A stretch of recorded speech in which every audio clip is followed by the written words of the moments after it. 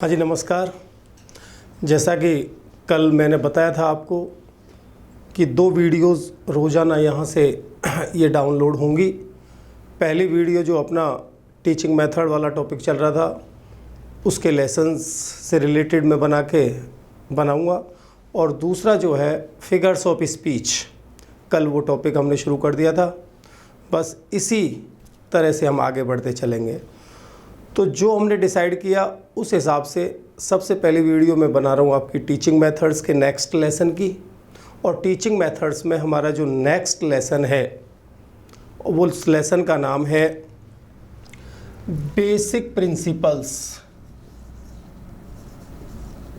Basic principles of English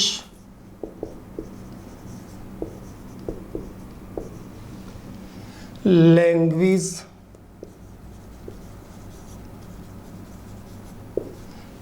teaching. Basic principles of English language teaching. जैसा ये topic मैंने आपके सामने नोट किया है, बोर्ड पे आपको दिखाई दे रहा होगा, लैंग्वेज टीचिंग। और वो भी कौन सी लैंग्वेज? English language.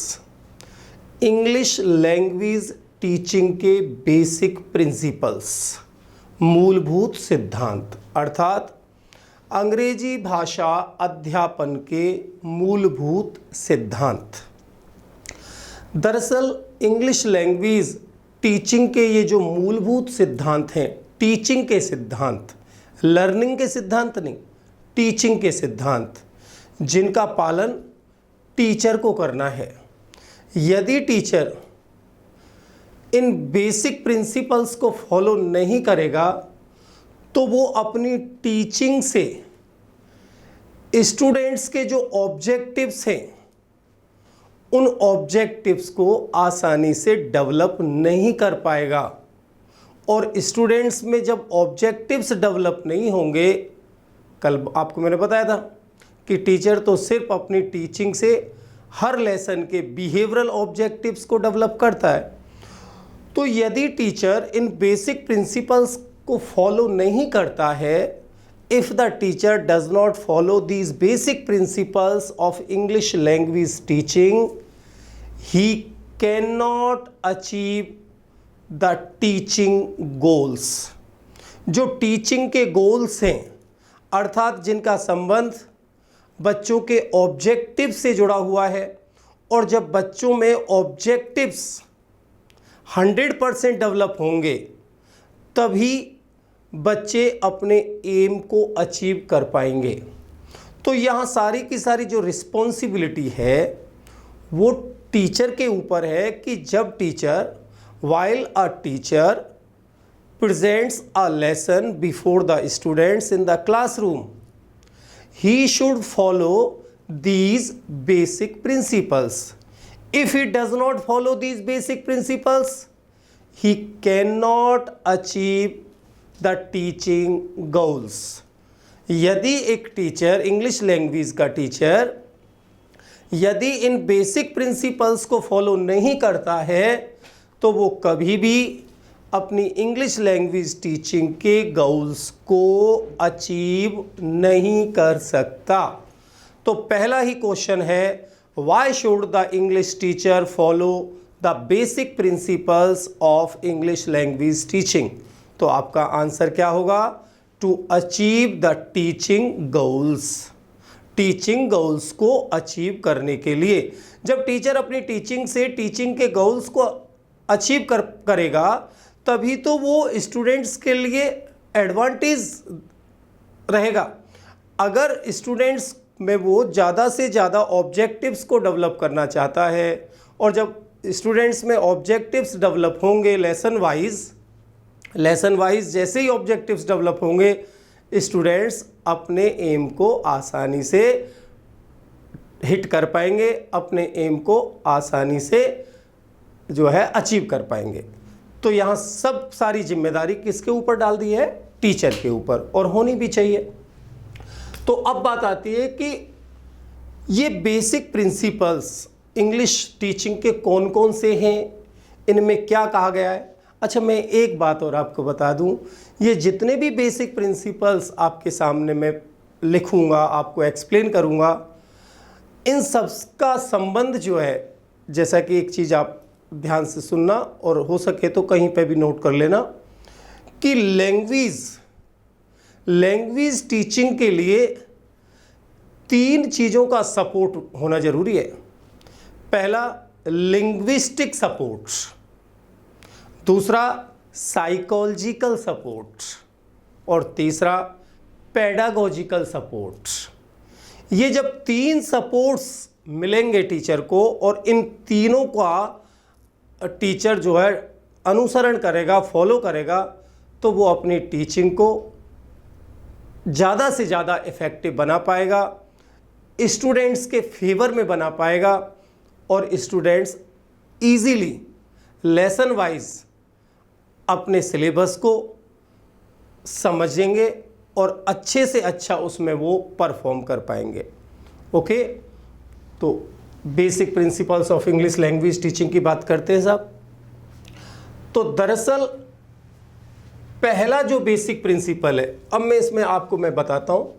पहला जो बेसिक प्रिंसिपल जिसकी हम बात करेंगे, प्रिंसिपल ऑफ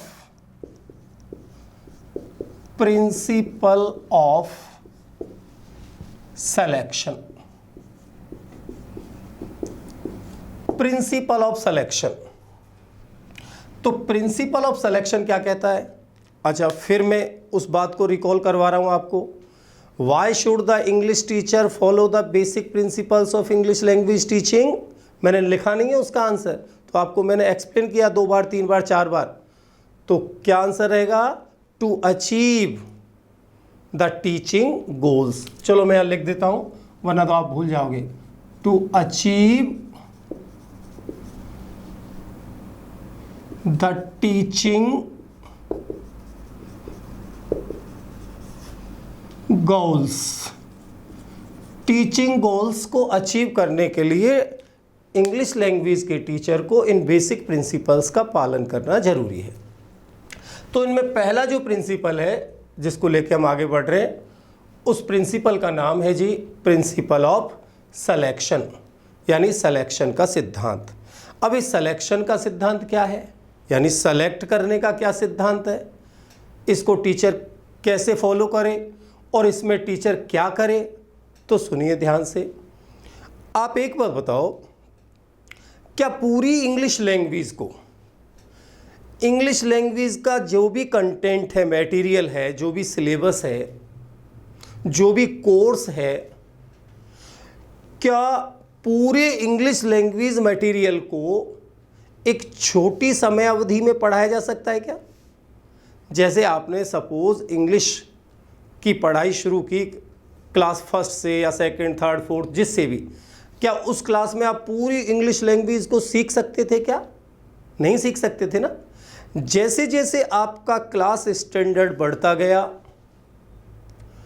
आपकी मेंटल और आपकी जो फिजिकल स्ट्रेंथ है वो बढ़ती गई, आपकी क्लास स्टैंडर्ड बढ़ता गया, आपका लैंग्वेज का सिलेबस भी बढ़ता गया। और ऐसे बढ़ते बढ़ते बढ़ते बढ़ते जिस भी क्लास तक आपने इंग्लिश लैंग्वेज जो है पढ़ी है, उसकी लर्निंग की है, उन टॉपिक्स में निरंतर जो है डेवलपमेंट होता रहा। वो जो कंटेंट्स थे आपके सिलेबस के वो बढ़ते रहे। क्या मैटर है ये, आखिरकार ये क्या बात है जो मैंने आपको कही है। दरअसल ये बात प्रिंसिपल ऑफ सिलेक्शन से जुड़ी है।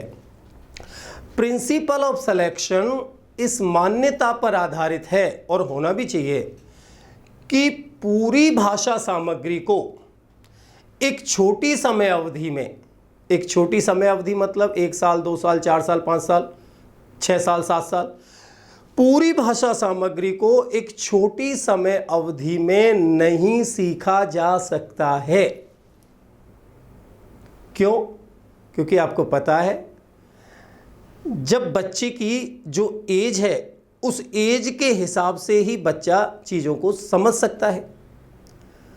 यदि सपोज कोई बच्चा सेकंड क्लास में पढ़ रहा है, तो क्या वो सेकंड क्लास का बच्चा third, fourth, fifth, six, seven, eighth, ninth, tenth के कंटेंट्स को पढ़ सकता है क्या? समझ सकता है क्या? सीख सकता है क्या? नहीं। तो अब इस बात को ध्यान में रखते हुए प्रिंसिपल ऑफ सिलेक्शन इस मान्यता पर आधारित है कि the whole language material can not be taught within a short period of time. अर्थात the principle of selection is based on the assumption, अर्थात मान्यता या अवधारणा, that the whole language material can not be taught within a short period of time. अब इस बात को मैं लिख देता हूं यहां, this principal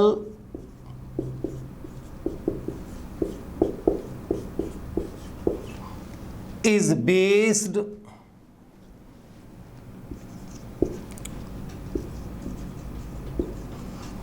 on the assumption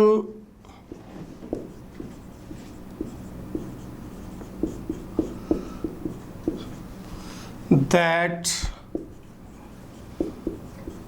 the whole language material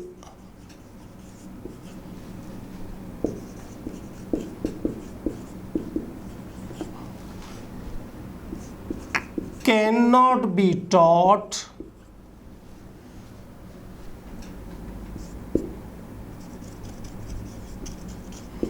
within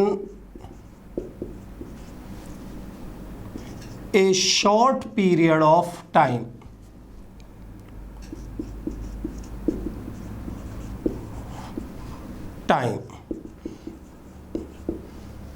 कि पूरी भाषा सामग्री को एक छोटी समय अवधि में नहीं सीखा जा सकता है, अर्थात नहीं सिखाया जा सकता है। बच्चा उतना ही सीख सकता है जितनी उसके अंदर उस एज तक, उस क्लास स्टैंडर्ड तक उसमें अंडरस्टैंडिंग डेवलप हुई है। क्या उसका फिजिकल स्टेटस है, क्या उसका मेंटल स्टेटस है, इन्हीं सब बातों को ध्यान में रखते हुए उतना ही सीख सकता है। अर्थात हम उतना ही खा सकते हैं जितनी हमारे पेट में जगह है, बस यही बात है।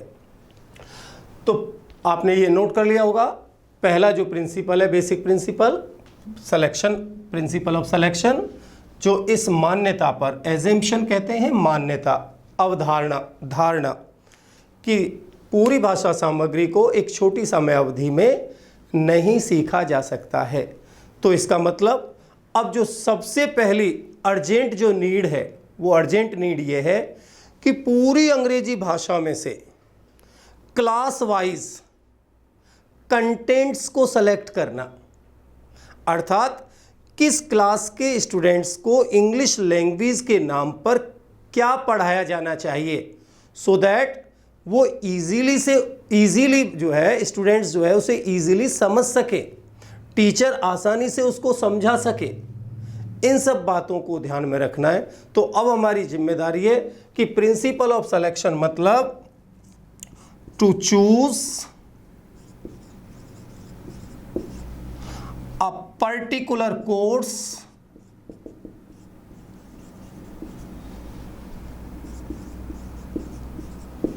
फॉर पर्टिकुलर क्लास,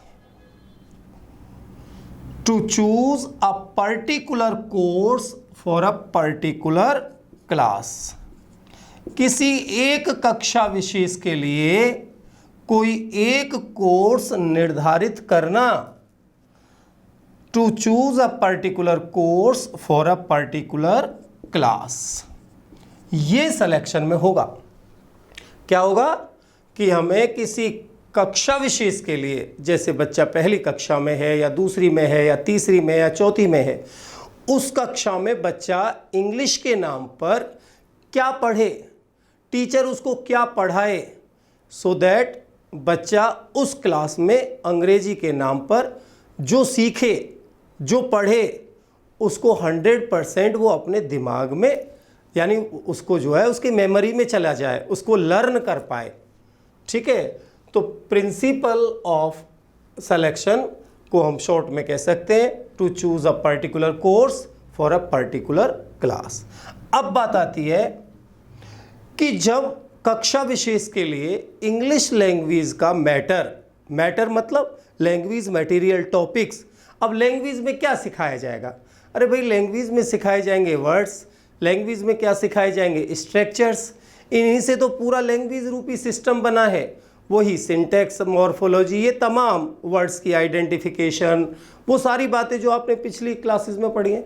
तो किस क्लास में बच्चों के लिए क्या सिखाया जाना चाहिए, क्या पढ़ाया जाना चाहिए, इसका जो डिसीज़न होगा, इसके लिए आपको एक निश्चित इंग्लिश लैंग्वेज के जो मैटर है, जो मटेरियल है, कंटेंट्स जो हैं, वो सेलेक्ट करने पड़ेंगे।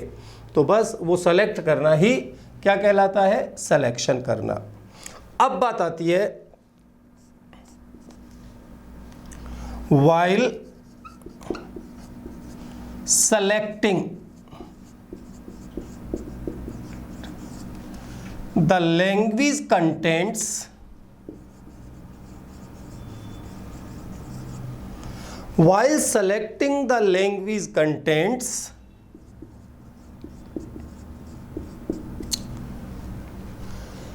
these principles. अब फिर प्रिंसिपल्स आ गया, मैं अभी आपको समझाता हूं, पहले लिख दूं। While selecting the language contents, these principles should be followed. जब आप किसी क्लास के लिए लैंग्वेज कंटेंट्स को सेलेक्ट करें कि किस क्लास में बच्चा इंग्लिश में बच्चे को क्या पढ़ाना है, जब लैंग्वेज कंटेंट्स को आप सेलेक्ट करें तो इन बातों का, इन सिद्धांतों का जो अब मैं बताऊंगा, इन सिद्धांतों का पालन करना बहुत ही जरूरी है। इसका मतलब सिलेक्शन अपने आप में एक प्रिंसिपल है और मैटर सेलेक्ट करते समय आपको कुछ महत्वपूर्ण नियमों को ध्यान में रखना पड़ेगा। उन नियमों को ध्यान में रखते हुए आप कक्षा विशेष के लिए इंग्लिश लैंग्वेज का मैटर सेलेक्ट करोगे। ओके, तो ये पहले नोट कर लो। अब मैं बताता हूँ कि जब किसी क्लास के लिए इंग्लिश लैंग्वेज का मैटर सेलेक्ट करना हो, उस समय यानी सिलेक्शन के समय कौन कौन से सिद्धांतों का, कौन कौन से नियमों का, कौन कौन सी बातों का पालन करना जरूरी है। यदि इन बातों का पालन नहीं होगा तो इसका मतलब आप ना तो साइकोलॉजी के जो रूल्स हैं उनको फॉलो कर रहे हो, ना जितने भी हमारे लिंग्विस्ट यानी भाषा में जितने भी रिसर्च हुए हैं, बच्चा कितना समझ सकता है, और जितनी भी हमारी थ्योरीज़ हैं, पेडागॉजी का संबंध किससे है? पेडागॉजी का संबंध है कि जितने भी हमारे थियोरेटिकल कॉन्सेप्ट हैं, जो हमारे विद्वानों ने सिद्धांत बनाए हैं, उन सिद्धांतों के अध्ययन को हम पेडागॉजी कहते हैं। तो ये जितनी भी सपोर्ट हैं जो ज़रूरी है लैंग्वेज के लिए, इसका मतलब आप उन बातों का ही पालन नहीं कर रहे हो। अर्थात भाषा का जो संविधान लिखा हुआ है, आप संविधान का पालन नहीं कर रहे हो। अब जब संविधान का पालन नहीं करोगे तो आप किस तरह से अपने एम को अचीव कर सकते हो? नहीं कर पाओगे। तो देखें साहब, जब किसी कक्षा विशेष के लिए आप इंग्लिश लैंग्वेज का मैटर सेलेक्ट करें, उस समय आपके दिमाग में ये बातें होना ज़रूरी है। अब वो कौन सी बातें हैं, उन बातों को ही मैंने कहा है प्रिंसिपल्स। ओके, ये नोट कर लिया होगा आई थिंक। मैं मिटा रहा हूँ, आगे बढ़ रहा हूँ और आपको पता है कि कहाँ हमें आगे बढ़ना है।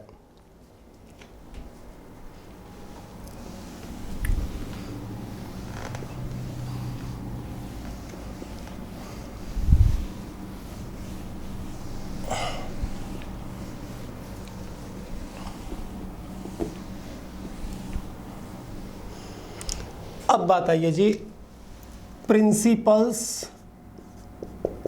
रिलेटेड टू सिलेक्शन, जो हम नीचे अभी बात करके आए, प्रिंसिपल्स रिलेटेड टू सिलेक्शन।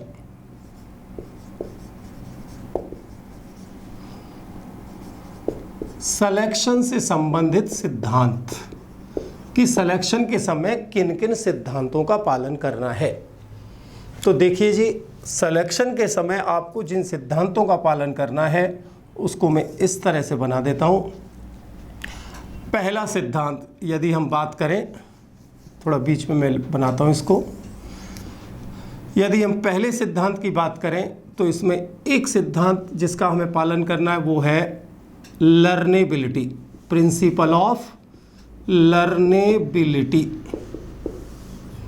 लर्नेबिलिटी की बात आपको ध्यान रखनी है। दूसरी बात जो ध्यान रखनी है, जब आपने लर्नेबिलिटी की बात ध्यान रख दी तो दूसरी बात आपको जो ध्यान रखनी है वो बात है टीचेबिलिटी।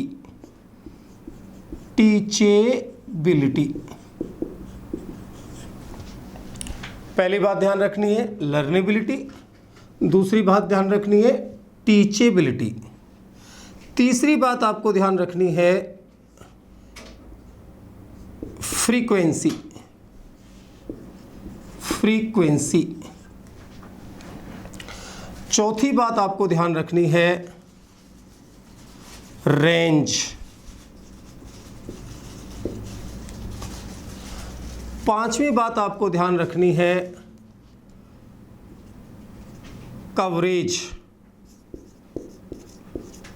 कवरेज देख लो भाई, लिख तो मैं खूब मोटा मोटा रहा हूं यार, इससे ज़्यादा और क्या लिखूं। तो पहली बात ध्यान रखनी है लर्नेबिलिटी, दूसरी टीचेबिलिटी, तीसरी फ्रीक्वेंसी, चौथी बात रेंज, पांचवी बात कवरेज और छठी जो बात है वो है अवेलेबिलिटी। अवेलेबिलिटी, ये बात आपको फॉलो करनी है जब एक पर्टिकुलर यानी कक्षा विशेष के लिए इंग्लिश लैंग्वेज का मैटर सेलेक्ट करना हो। तो उनमें पहली बात लर्नेबिलिटी। अब ये क्या बातें हैं मैं आपको एक्सप्लेन कर देता हूँ। लर्नेबिलिटी का मतलब है लर्न करने की एबिलिटी, अर्थात जब आप मैटर सेलेक्ट कर रहे हो तो सबसे पहले आपके दिमाग में आना चाहिए कि आप किस क्लास स्टैंडर्ड के बच्चों के लिए मैटर सेलेक्ट कर रहे हो, अर्थात बच्चों का क्लास स्टैंडर्ड क्या है।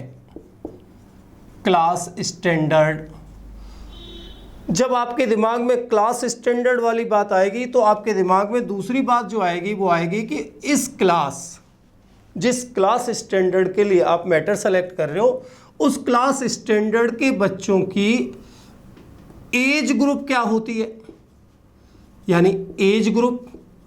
दूसरी बात अपने आप आपके माइंड में आएगी कि जैसे ही क्लास स्टैंडर्ड आपके दिमाग में आया वैसे ही आपके दिमाग में आएगी कि इस क्लास के बच्चों की एज क्या होती है और उस एज के बच्चों में कितनी अंडरस्टैंडिंग कैपेसिटी होती है, अर्थात उनकी मेंटल और फिजिकल स्टेटस क्या होता है। मैं ऐसे लिख देता हूं, mental plus physical status of the students. जब आप ये बात ध्यान रख रहे हो तो इसका मतलब आप लर्नेबिलिटी का ध्यान रख रहे हो। कैसे दोस्तों, वो सुनो ध्यान से। जब आप सोच रहे हो कि इस क्लास के स्टूडेंट्स के लिए आप मैटर सेलेक्ट कर रहे हो इंग्लिश के लिए, तो आपके दिमाग में आया कि इस क्लास के बच्चों की एज ग्रुप ये होती है और इस एज के बच्चों में कितनी मानसिक क्षमताएं डेवलप हो पाती हैं, क्या उनकी शारीरिक क्षमताएं, कितनी उनमें शारीरिक क्षमताएं डेवलप हो पाती हैं। क्योंकि जब बच्चों की मानसिक और शारीरिक क्षमताओं को ध्यान में रखते हुए आप मैटर सेलेक्ट करोगे, उसी मैटर को बच्चा आसानी से समझ पाएगा। यदि बच्चों की मेंटल और फिजिकल कैपेसिटी के बियॉन्ड, यानी उससे कुछ कठिन या उससे सरल आपने मैटर सेलेक्ट किया, तो वो मैटर को जब बच्चा पढ़ेगा तो वो उसके किसी काम का नहीं होगा। अगर सेकंड क्लास के बच्चों के लिए फोर्थ स्टैंडर्ड के बच्चों वाला मैटर सेलेक्ट कर दिया तो बच्चे नहीं समझ पाएंगे, वो उनकी समझ के परे होगा, वो उनकी मानसिक स्थिति से कहीं बड़ी बात हो जाएगी। तो आपको कुल मिलाकर के लर्नेबिलिटी के मामले में क्या याद रखनी है, बच्चों की मेंटल और फिजिकल स्टेटस, कि इस क्लास के बच्चों की ये एज होती है, इस एज के बच्चों की ये मेंटल और फिजिकल स्टेटस है, अर्थात उनमें कितनी अंडरस्टैंडिंग पावर होती है, कितनी उनमें एबिलिटी, कितनी उनमें कैपेसिटी, कितनी उनमें मैच्योरिटी, क्या उनका आईक्यू लेवल होता है, क्या उनकी अंडरस्टैंडिंग पावर है। इन सब बातों को यदि आप ध्यान में रख रहे हो तो इसका मतलब आपने एक बात ध्यान रख ली, जिसका नाम है लर्नेबिलिटी। लर्न करने की एबिलिटी वो एज के हिसाब से डेवलप होती है। तो इस बात का ध्यान रखा आपने, तो इसका मतलब लर्नेबिलिटी का जो सिद्धांत है उसको आपने फॉलो कर लिया। दूसरा जो सिद्धांत है जिसका नाम मैंने लिखा है टीचेबिलिटी। पर मैं ये लर्नेबिलिटी वाली बात को मिटा रहा हूँ बोर्ड पे से, और फिर मैं अगली बात इसमें आपको एक्सप्लेन कर दूंगा।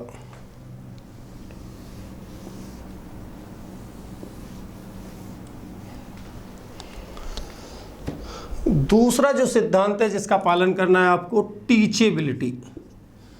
टीचेबिलिटी का मतलब है भैया कि जब आप लैंग्वेज कंटेंट सेलेक्ट करें तो लैंग्वेज कंटेंट सेलेक्ट करते समय अर्थात वर्ड्स या स्ट्रक्चर्स सेलेक्ट करते समय आप इस बात का भी ध्यान रखें कि ऐसे वर्ड्स और ऐसे स्ट्रक्चर्स आपको सेलेक्ट करना है जिन्हें टीचेबिलिटी वाला पक्ष किसका, टीचर का।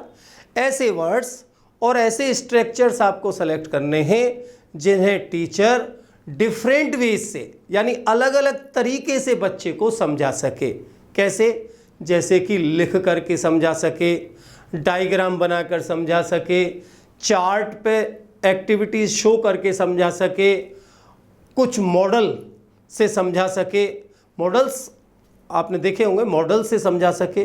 अर्थात जितने ज़्यादा तरीके से उनको समझाने के चांसेस होंगे टीचर के पास, उतना ही ज़्यादा टीचर की टीचिंग इफ़ेक्टिव होगी।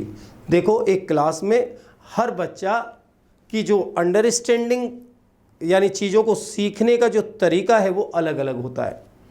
तो जब अलग अलग तरीका है और टीचर यदि एक ही तरीके से सिखाए सबको, तो निश्चित मानिए कि जो रिज़ल्ट हम चाहते हैं सभी बच्चों से वैसा रिज़ल्ट नहीं मिल पाएगा। कुछ तो समझ सकते हैं, कुछ नहीं समझ पाएंगे। तो क्यों नहीं समझ पाएंगे, इसके लिए हमारे विद्वानों ने ये सोच करके बात कही है कि जब आप मैटर सेलेक्ट करें किसी भी क्लास के लिए तो आप ध्यान रखें कि ऐसे वर्ड्स और ऐसे स्ट्रक्चर्स को आपको इम्पोर्टेंस देना है, यानी सेलेक्ट करना है जिन्हें टीचर अलग अलग तरीके से यानी डिफरेंट वेज में बच्चों को समझा सके। अर्थात बोर्ड पर लिख करके समझा सके, चार्ट से समझा सके, उसको ड्रॉ करके समझा सके, मॉडल के रूप में, सैंपल के रूप में दिखा करके समझा सके, तमाम प्रकार की एक्टिविटीज़ करके समझा सके। और जब इस तरह से टीचर के पास ढेर सारे ऑप्शंस होंगे किसी एक वर्ड को या किसी एक स्ट्रक्चर को समझाने के, तो टीचर इजीली सभी स्टूडेंट्स को उन वर्ड्स और उन स्ट्रक्चर्स को समझा पाएगा। इससे स्टूडेंट की तो लर्निंग यानी स्टूडेंट को तो अपनी लर्निंग में सक्सेस मिलेगा और टीचर को अपनी टीचिंग में सक्सेस मिलेगा। बिकॉज द सक्सेस और failure of the teacher is in the success और failure of the students. Teacher की सफलता और असफलता विद्यार्थी की सफलता और असफलता में निहित होती है। तो टीचर को भी तो भाई ऑप्शंस होने चाहिए ना कि वो सेलेक्टेड वर्ड्स और सेलेक्टेड स्ट्रक्चर्स को डिफरेंट वेज में समझा सके। तो मैं नोट कर लेता हूं, दोज वर्ड्स और स्ट्रक्चर्स दिखाई ना दे तो सुन तो रहे होंगे भाई, ध्यान से सुनना, इतना स्पीड में भी नहीं लिख रहा मैं, आप आसानी से नोट कर सकते हो। टीचेबिलिटी में बात कर रहा हूं मैं। दोज वर्ड्स और structures should be selected which can be taught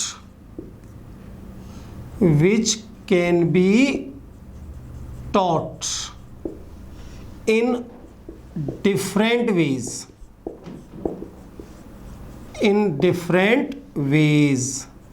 जिन्हें अलग अलग तरीके से टीचर के द्वारा समझाया जा सके, पढ़ाया जा सके।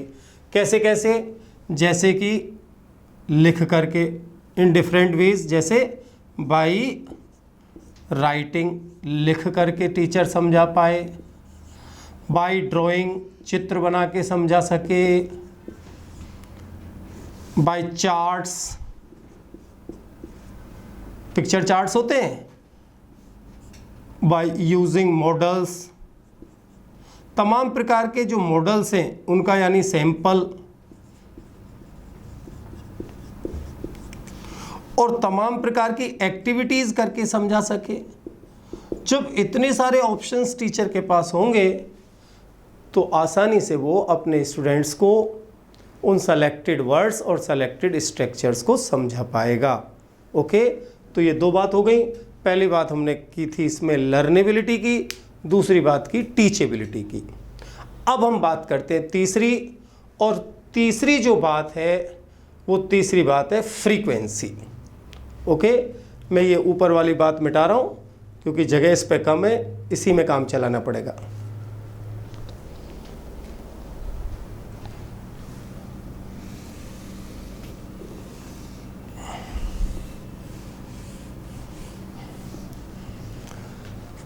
तो अब बात आ रही है जी फ्रीक्वेंसी। जैसा कि वर्ड है फ्रीक्वेंसी, फ्रीक्वेंसी यानी बारंबारता।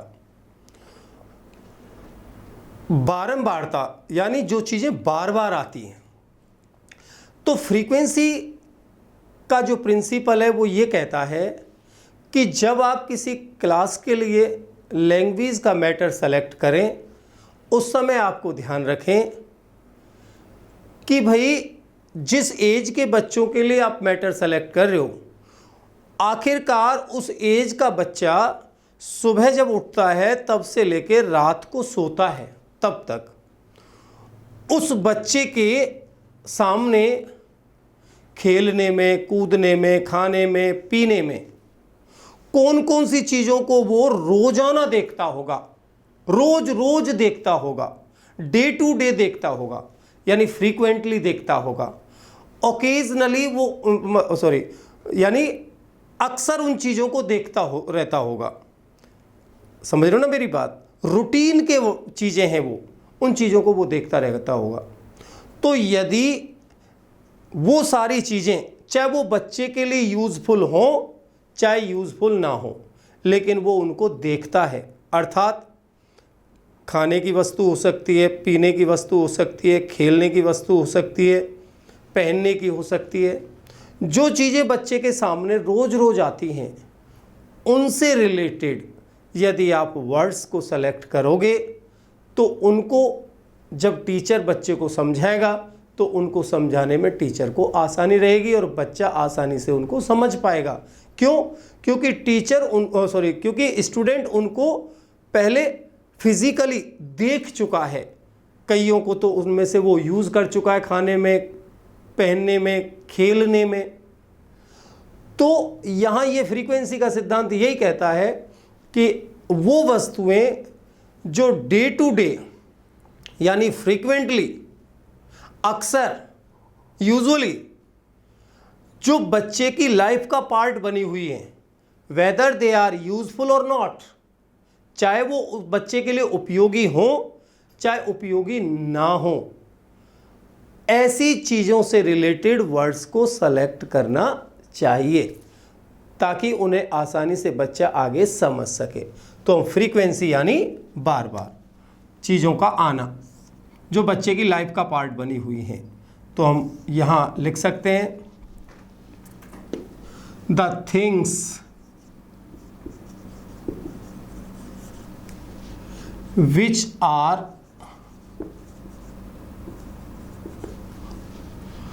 the part of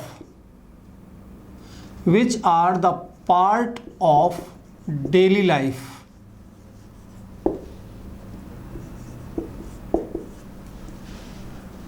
of the students।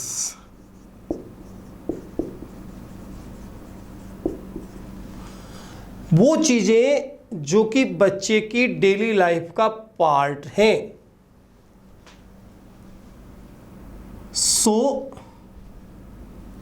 या हम कह सकते हैं the words related to these things should be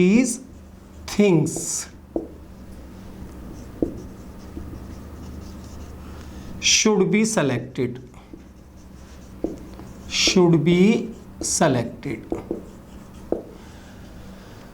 यानी जो फ्रीक्वेंटली बच्चे के सामने आती हैं वो चीज़ें जो बच्चे की डेली लाइफ का पार्ट बनी हुई है, या ध्यान देना, चाहे वो बच्चे के लिए उपयोगी हो चाहे उपयोगी ना हो, लेकिन उसकी लाइफ का पार्ट बनी हुई है, उनसे रिलेटेड वर्ड्स को सेलेक्ट किया जाना चाहिए।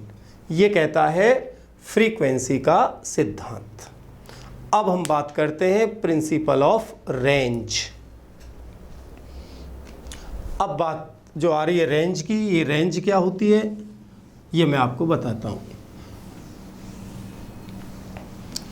Range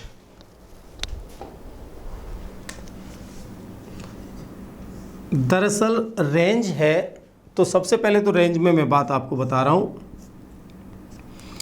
the words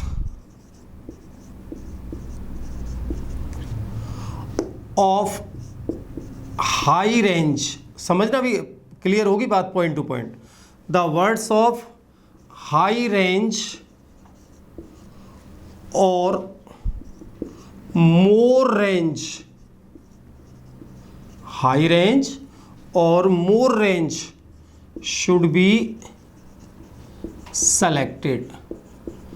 high range या मोर रेंज यानी ऐसे वर्ड्स या ऐसे स्ट्रक्चर्स जिनकी रेंज हाई है।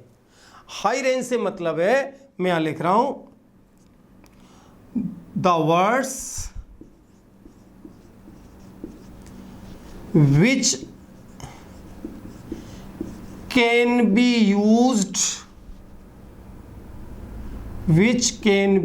used in more situations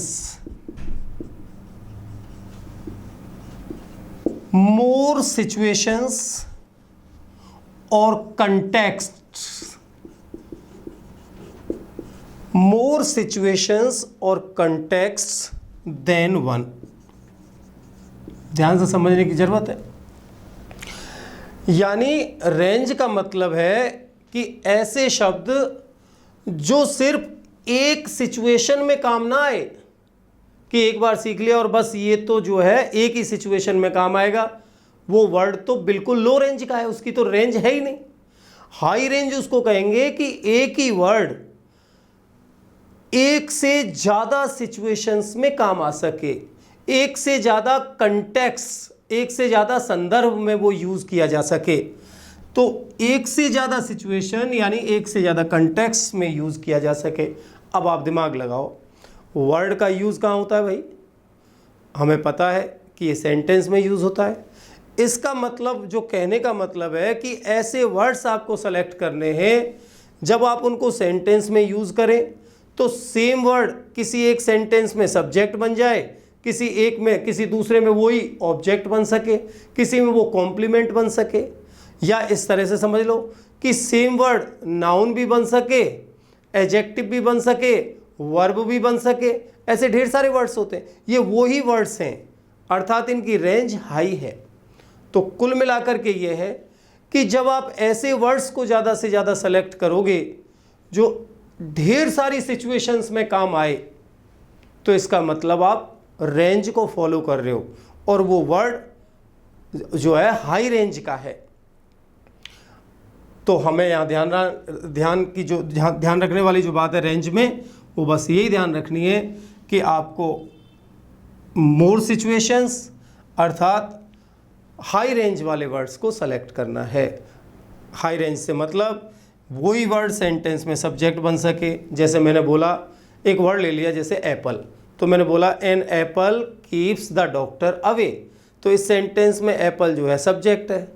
दूसरा मैंने सेंटेंस बोला आई एट एन एप्पल, मैंने एक आम खाया। अब वही एप्पल वर्ड यहाँ ऑब्जेक्ट बन गया, बना कि नहीं बना? तो ये बहुत सारे चांसेस हैं। इसको हम कॉम्प्लीमेंट भी बना सकते हैं, या इसके अलावा बहुत सारे वर्ड्स जो हैं वो नाउन के रूप में भी यूज़ किए जा सकते हैं, वर्ब के रूप में भी यूज़ किए जा सकते हैं, एडजेक्टिव भी उनको बनाया जा सकता है। तो इसका जो कारण है वो कारण यही है कि इन वर्ड्स की जो रेंज है वो हाई है। तो हाई रेंज के वर्ड्स को आपको सिलेक्शन के वक्त सेलेक्ट करने पे जो है जोर दिया जाना चाहिए। तो ये बात हो गई हमारी रेंज की। अब बात आती है कवरेज। तो मैं ये यहाँ से मिटा रहा हूँ रेंज वाली बात को।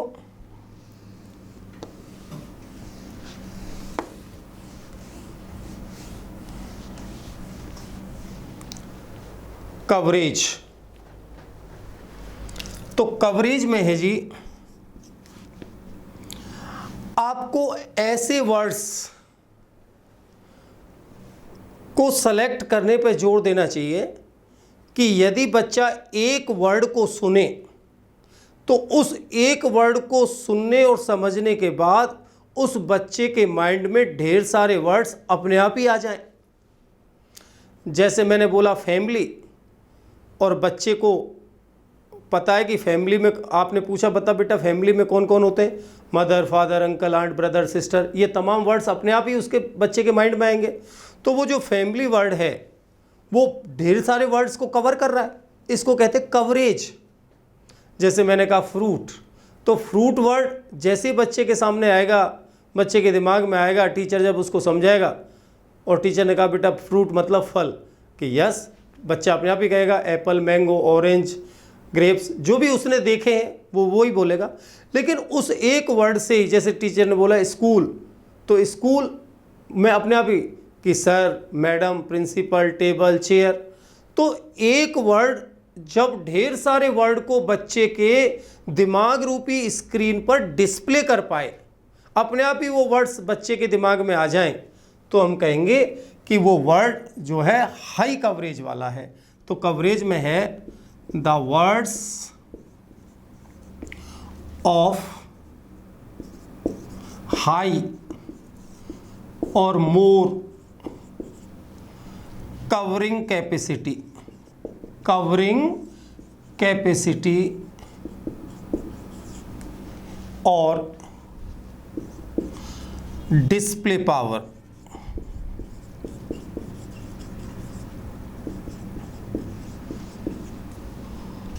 should be selected, should be selected। यानी ऐसे वर्ड्स को आपको सेलेक्ट करना है जिनमें एक ही वर्ड कई कई वर्ड्स को कवर करे, कि जब बच्चे के सामने एक वर्ड आए तो उससे रिलेटेड 5, 7, 4, 3 जितने भी वर्ड्स हैं वो अपने आप बिना बताए बच्चे के माइंड में आ जाएं। इसका मतलब उस एक वर्ड जो आपने सेलेक्ट किया है उसकी कवरिंग कैपेसिटी हाई है। तो हाई कवरिंग कैपेसिटी या मोर कवरिंग कैपेसिटी या मोर डिस्प्ले पावर या हाई डिस्प्ले पावर के वर्ड्स को सेलेक्ट किया जाना चाहिए। यह है आपका कवरेज का सिद्धांत। और इसमें लास्ट जो बात है वो है अवेलेबिलिटी। अवेलेबिलिटी से का जो मतलब है वो है उपलब्धता। तो भाई साहब, उपलब्धता का सिद्धांत क्या कहता है कि हमें उतने ही पैर पसारने चाहिए जितनी बड़ी हमारी रजाई है। अर्थात जब आप लैंग्वेज का मैटर सेलेक्ट करें तो उस समय ध्यान दें, एक बात का ध्यान रखना है कि बच्चा उन्हीं चीज़ों को समझ सकता है जिनसे रिलेटेड वस्तु वो पहले देख चुका हो। अर्थात उस वर्ड से रिलेटेड वस्तु को खा चुका हो, उसके साथ खेल चुका हो, उसको पी चुका हो, उसको उसने छुआ हो। तो ऐसी चीज़ों को बच्चा जो है ऐसी चीज़ों से रिलेटेड वर्ड्स को आसानी से समझ सकता है। तो अवेलेबिलिटी यही कहती है, अवेलेबिलिटी कहती है कि आप जब वर्ड सेलेक्ट करें तो ये ध्यान रखें उन वर्ड से रिलेटेड वस्तु बच्चा कहाँ देखता हो, घर पे देखता हो, क्लासरूम में देखता हो, स्कूल में देखता हो, रास्ते में देखता हो। तो इसका मतलब वो कहीं ना कहीं उन वर्ड से रिलेटेड वस्तु बच्चे ने देखी है। तो जब बच्चे को वो वर्ड समझाया जाएगा तो बच्चा आसानी से उसको समझ पाएगा, क्योंकि उस वस्तु को वो कॉन्क्रीट रूप में फिजिकली देख चुका है, उसके साथ उसका अनुभव हो चुका है। तो बस अवेलेबिलिटी यही कहता है, अवेलेबिलिटी कहता है availability of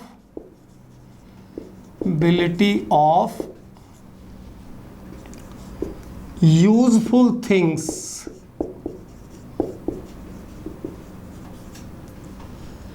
useful things is at home and in the classroom, in the classroom। अर्थात जब आप वर्ड्स सेलेक्ट करें तो वर्ड सेलेक्ट करते समय आपको ध्यान रखना है कि उस वर्ड से रिलेटेड वस्तु को उस एज का बच्चा क्या अपने घर पर देखता होगा, घर पर वो वस्तु उसके मौजूद है। और यहां बात है उपयोगी वस्तुओं की। तो अवेलेबिलिटी ऑफ यूजफुल थिंग्स, यानी जो वर्ड्स आप सेलेक्ट कर रहे हो वो वर्ड से रिलेटेड वस्तु क्या बच्चा अपने घर पर देखता है, क्या क्लासरूम में उन चीज़ों की मौजूदगी है, और यदि ऐसा है बच्चा उनके साथ एक्सपीरियंस कर चुका है तो उनसे रिलेटेड वर्ड्स को बच्चे को समझने में आसानी होगी। तो हमने पहला जो प्रिंसिपल है, बेसिक प्रिंसिपल, वो डिस्कस किया है जिसका नाम है प्रिंसिपल ऑफ सिलेक्शन। आधे मिनट में इसको मैं रिवाइज कर देता हूँ। Principal of selection, this principle is based on the assumption that the whole language material cannot be taught within a short period of time. So for a particular class, the first need is to select a particular course. While selecting a particular course for a particular class, these basic things, these basic rules, these basic principles should be followed. First, principle of frequency, range, coverage, availability, teachability, learnability. ऐसा नहीं है कि मैंने क्रम में पहले लर्नेबिलिटी समझाया, नहीं, कैसे भी सब अलग अलग अपना मैसेज कन्वे कर रहे हैं। तो ये बातें आप में यानी फॉलो करना बहुत ज़रूरी है। जब ये सारी बातें फॉलो हो जाएंगी तो आपने जो मैटर सेलेक्ट किया है उस मैटर को टीचर के द्वारा पढ़ाना आगे होगा, ये तो पढ़ाना, और स्टूडेंट द्वारा उसको जो है समझना आसान रहेगा। अब सिर्फ ऐसा नहीं है कि जब मैटर सेलेक्ट कर दिया और मैटर सेलेक्ट करने के तुरंत बाद उसको जो है क्लासरूम में जाके बच्चे के सामने प्रेजेंट कर दो यानी पढ़ाने लग जाओ, नहीं। अभी तो आपने सेलेक्ट किया है, इधर उधर पड़ा हुआ है, तितर बितर पड़ा हुआ है, सिस्टमेटिक है ही नहीं। अब इसको तो पहले पढ़ाने से पहले और सेलेक्ट करने के बाद उसको सिस्टमेटिक बनाने के लिए दूसरा जो सिद्धांत आएगा उस प्रिंसिपल का नाम होगा प्रिंसिपल ऑफ ग्रेडेशन। और प्रिंसिपल ऑफ ग्रेडेशन की हम चर्चा करेंगे नेक्स्ट वीडियो में। ओके, तब तक के लिए नमस्कार।